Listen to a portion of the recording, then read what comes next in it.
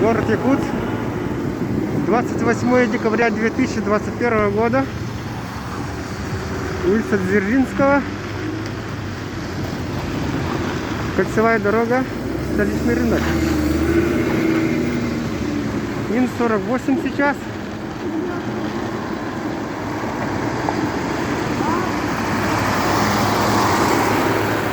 Видимость 20-30 метров.